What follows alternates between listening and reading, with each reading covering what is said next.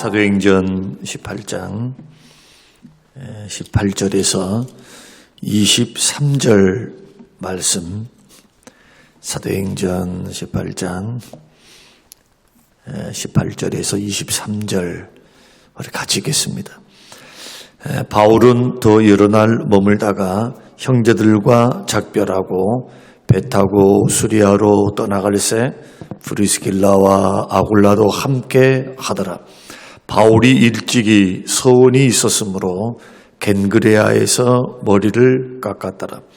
에베소에 와서 그들을 거기 머물게 하고 자기는 회당에 들어가 유대인들과 변론하니 여러 사람이 더 오래 있기를 청하되 허락하지 아니하고 작별하여 이르되 만일 하나님의 뜻이면 너희에게 돌아오리라 하고 배를 타고 에베소를 떠나 가이사라에 상륙하여 올라가 교회의 안부를 물은 후에 안디옥으로 내려가서 얼마 있다가 떠나 갈라디아와 브루기아 땅을 차례로 다니며 모든 제자를 굳건하게 하니라.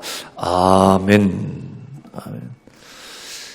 오늘 말씀의 제목은 서로 도전하고 격려하는 동역자가 되십시오라는 제목으로 함께 말씀을 나누겠습니다.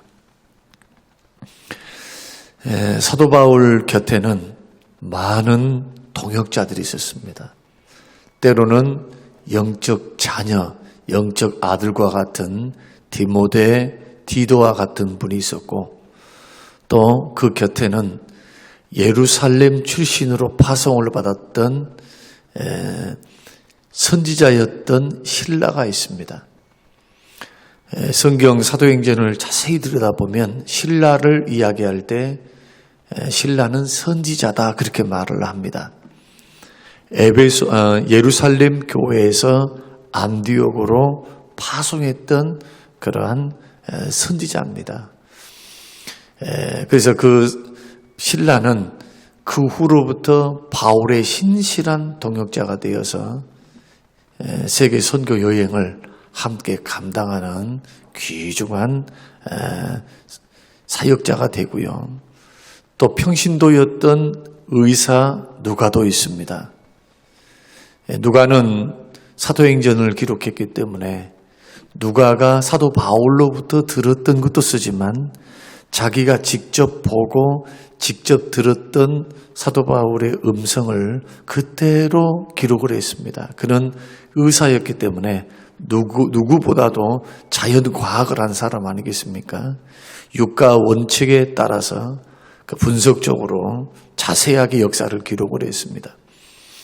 거기에 평신도였던 오늘 본문에 나오는 브리스길라와 아굴라 집사님이 있습니다. 이들은 AD 49년에 글라우디오 황제가 유대인 추방령을 내렸을 때 그들은 로마의 터전을 내려놓고 그들은 고린도로 내려옵니다. 근데 이들은 이미 예수 믿는 사람들입니다. 사도 바울을 만나기 전에 이미 예수 믿는 사람들. 그리고 사도 바울을 통해서 더 같이 지내면서 1년 6개월 동안 고린도에서 같이 지내거든요. 지내면서 엄청난 도전을 받고 사도 바울의 핍박의 현장, 말씀의 현장, 또 동고동락을 하면서 함께 숙식을 하면서 같이 지냈기 때문에 얼마나 큰 은혜를 받았겠어요. 말씀이 굉장히 깊었겠죠. 그래서 그들은 평신도이면서도 주의 종처럼 살아요. 자기의 먹고 사는 이 문제를 가지고만 사는 것이 아니라 선교적인 마인드, 복음을 전하는 마인드, 주의 종과 종을 섬기는 마인드로 살아요. 이들이 브리스길라와 아굴라입니다.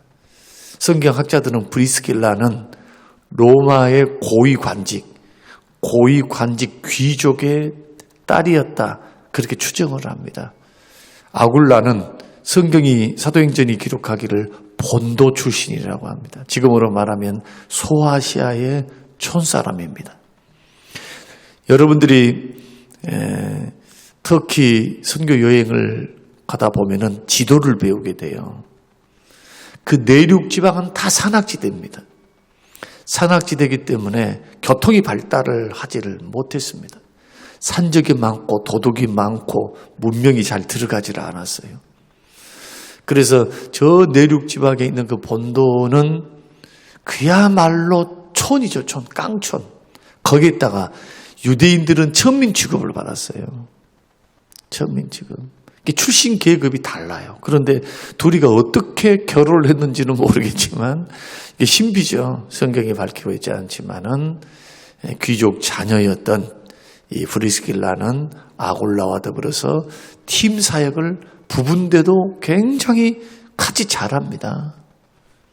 그러니까 브리스길라가 아굴라를 뭐 했겠습니까? 격려하죠.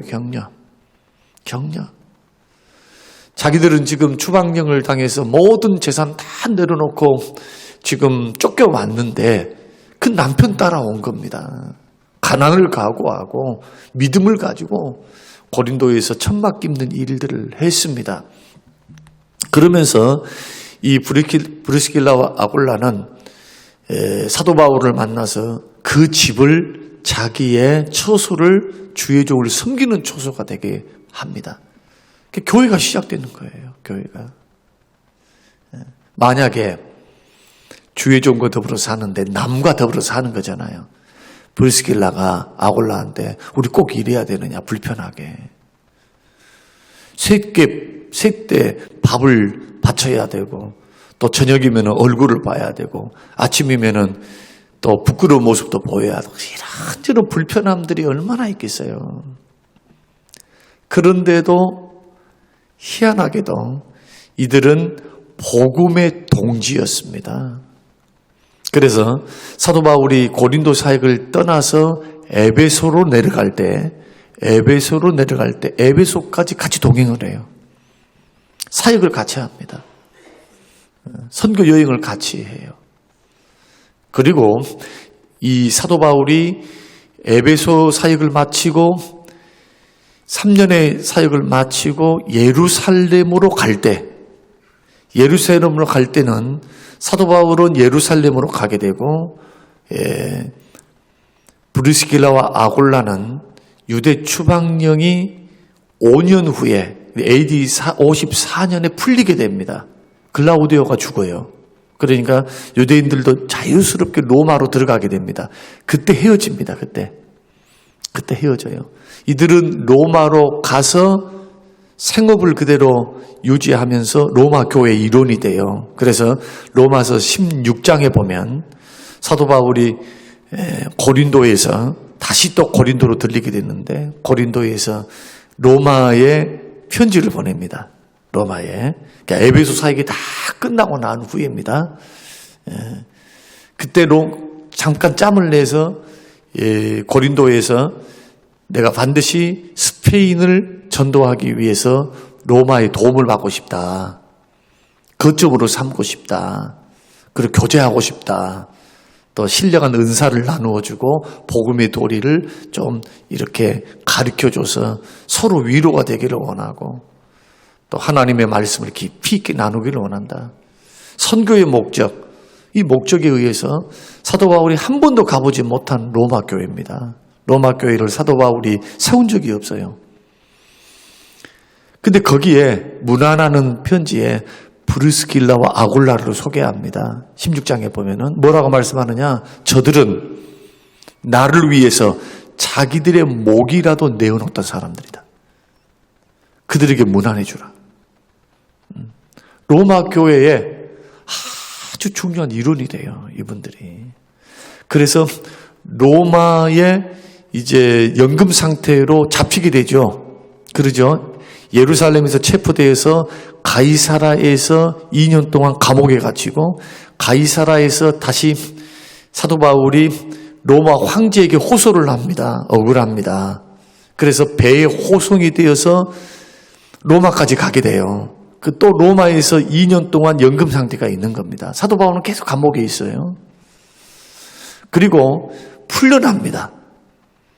풀려나고 난 후에 2년 후에 순교를 하는데 그때 로마 교회의 지원을 받아서 이게 4차 성경에는 기록되지 않고 디모데 전서와 후서에 기록되어 있는 사도 바울의 마지막 2년 로마 감옥에서 연금 상태에서 풀려나고 난 후에 이걸 가리켜 사도 바울의 4차 선교 여행이다 말합니다.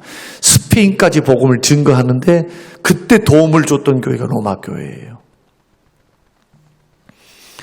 우리가 뭘 말씀을 드리려고 하느냐 하면은 사도행전을 통해서 또 서신서를 통해서 사도 바울의 선교 여행을 가만히 들여다보면 사도 바울이 어떻게 해서 고린도의 사역을 성공적으로 마쳤고 에베소의 사역을 성공적으로 마쳤느냐, 그 중심에는 디모데와 실라가 있는 게 분명해요. 그런데 숨어있는 평신도 브리스길라와 아굴라입니다. 그러니까 바울은 이들의 도전, 이들의 격려, 이들의 섬김을 통해서 주의 일을 잘 감당했던 겁니다.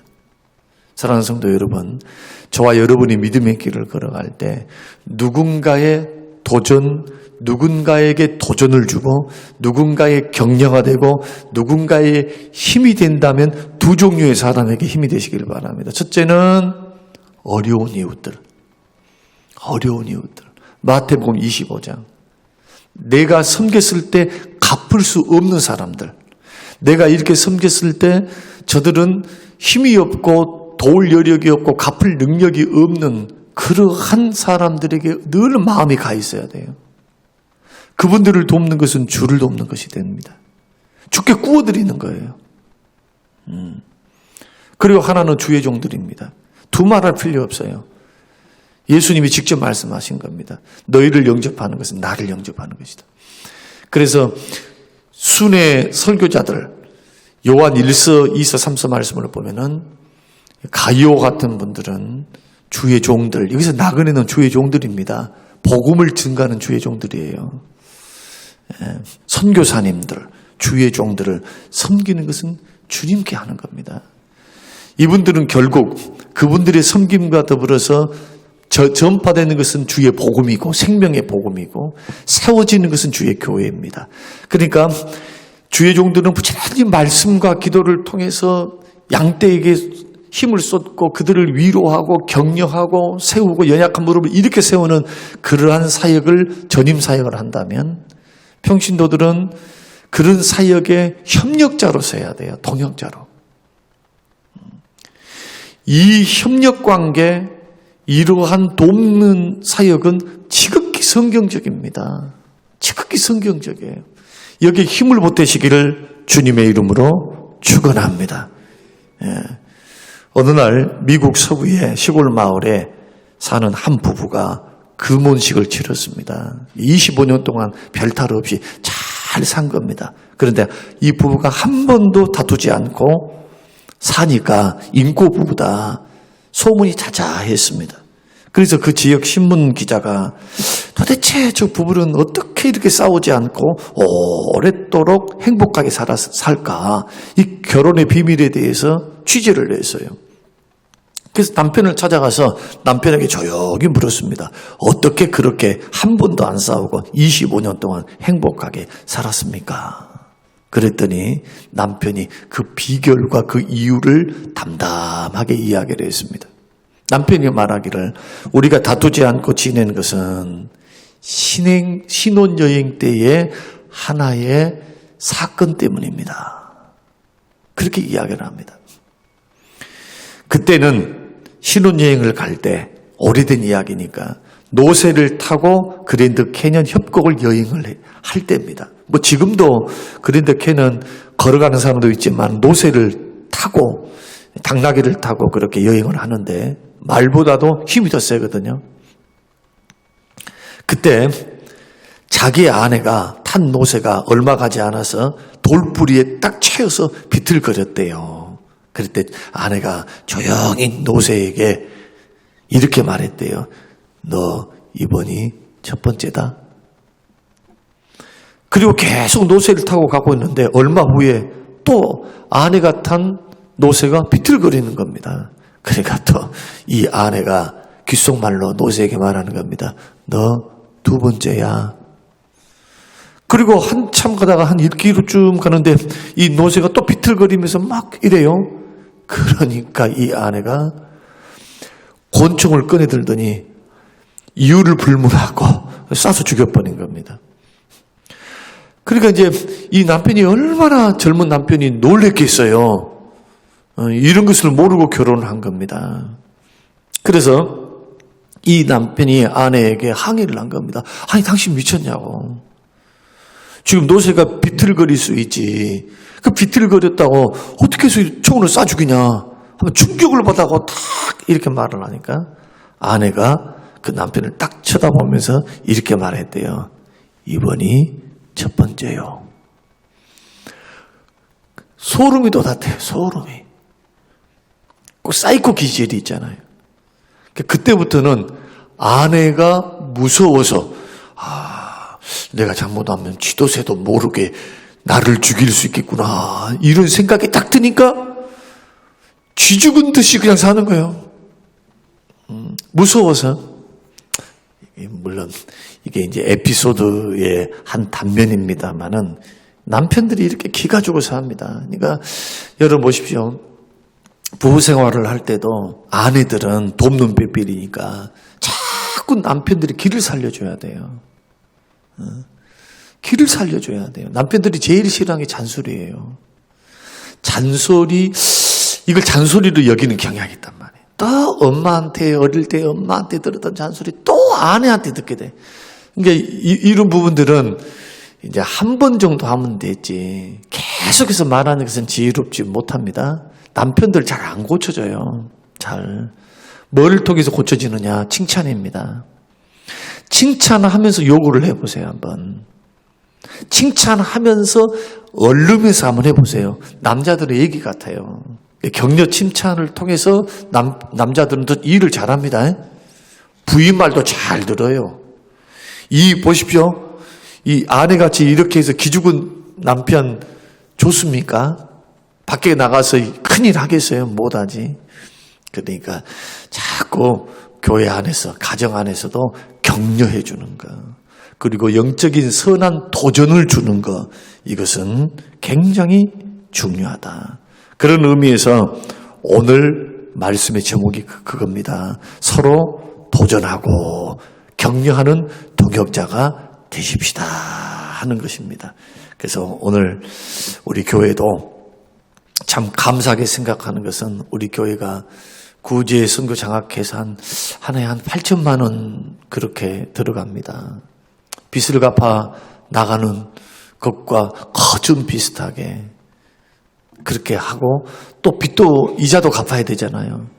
이 둘을 합치게 되면은 참 많은 것을 이 숫자에 하고 있다 생각하셔야 돼요. 이제 이런 것을 성도님들이 잘 모르니까 그러는 거예요. 우리 한 80군데 정도 하고 있다 생각하셔야 돼요. 선교사님들을 파송하고 지금 계속해서 또 보내드리고 그러고 있죠.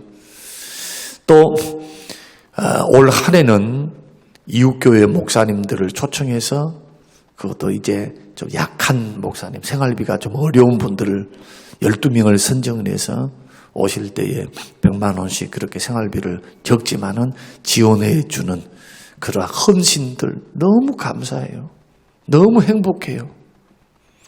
저는 우리 교회가 좀 부흥이 좀 더 되어서 빚도 청산되고, 그렇게 해서 이렇게 해서 교회로 초청을 해서 그 가족들을 초청하고 또 목사님들을 초청을 해서 여행도 보내드리고 위로도 해드리고 세미나도 개최를 하면서 그분들에게 유익이 될 수 있는 그런 사역, 저는 그런 사역을 원해요.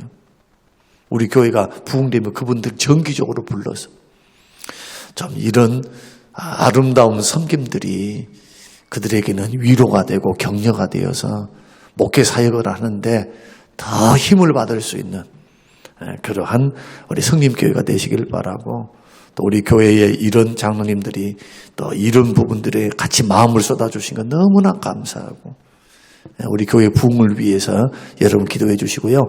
꼭 이렇게 크게 안 해도 말로 조그만 섬김으로 여러분들이 순종해 줌으로 함께 격려하고 세워나가는 우리 모든 성림교회 식구들이 되시기를 주님의 이름으로 축원합니다. 고마우신 하나님 아버지 감사합니다. 브리스길라와 아굴라의 헌신, 눈에 보이지는 않지만 사도 바울의 고백을 통해서 저들은 나를 위해서 자기들의 목이라도 내어놓을 수 있는 생명을 다해서 사역을 감당해주고 섬겼던 영적 동역자였음을 고백했던 그 고백이 하늘나라에 그대로 기록이 되고 주님은 받으셨고 그들의 헌신을 통해서 에베소 교회, 고린도 교회가 가장 큰 교회로 도약하고 성장했음을 주님 보게 하시니 감사합니다. 하나님 격려하게 하옵소서. 주변 사람들의 나는 격려자, 도전하는 하나님의 사람으로 세움받아서 연약한 형제들을 일으켜 세우는 하나님의 사람, 몸된 교회를 세우는 주의 신실한 종들이 되게 하옵소서. 감사드리며 예수님 이름으로 기도합니다. 아멘.